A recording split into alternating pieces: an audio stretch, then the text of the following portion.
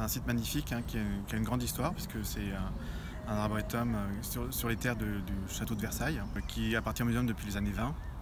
Et depuis ces années, de nombreux arbres ont été plantés et on a une très belle collection, plus de 2500 espèces et variétés d'arbres.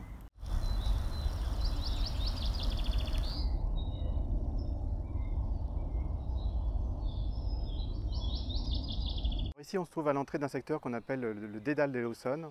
Alors, c'est un endroit d'une collection horticole où on présente toutes les variétés horticoles de l'espèce du cyprès de l'Aussonne, qui est un arbre d'Amérique du Nord, et qui a la particularité d'avoir de nombreuses mutations différentes qui ont été sélectionnées par l'homme, ce qui fait qu'actuellement, c'est l'espèce de conifère qui présente le plus grand nombre de variétés horticoles cultivées.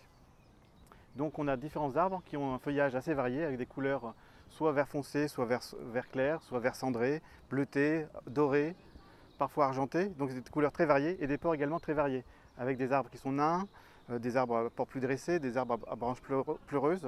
Donc une très grande diversité qui donne l'impression de loin qu'on a affaire à des espèces différentes, mais en réalité c'est une seule et même espèce avec différentes mutations.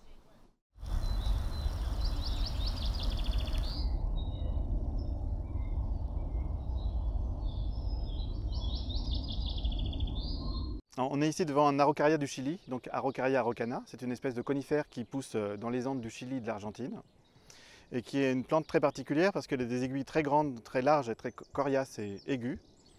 D'ailleurs, ce qui lui a valu le surnom de désespoir des singes, puisqu'on imagine qu'un singe ne peut pas monter sur ce type d'arbre.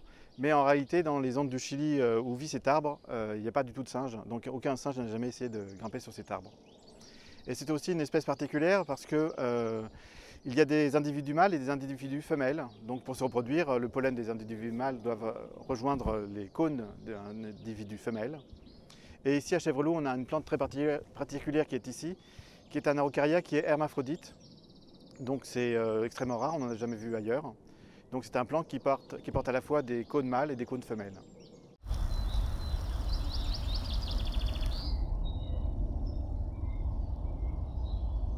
Une chose importante pour nous, c'est de laisser la place pour la biodiversité naturelle. Donc c'est à la fois un jardin botanique avec une vocation scientifique, parce que tous les arbres sont étiquetés et on peut apprendre beaucoup de choses découvrir beaucoup de choses sur les plantes et sur les arbres. Et en même temps, c'est une réserve naturelle dans laquelle on peut découvrir toute la faune et la flore locale.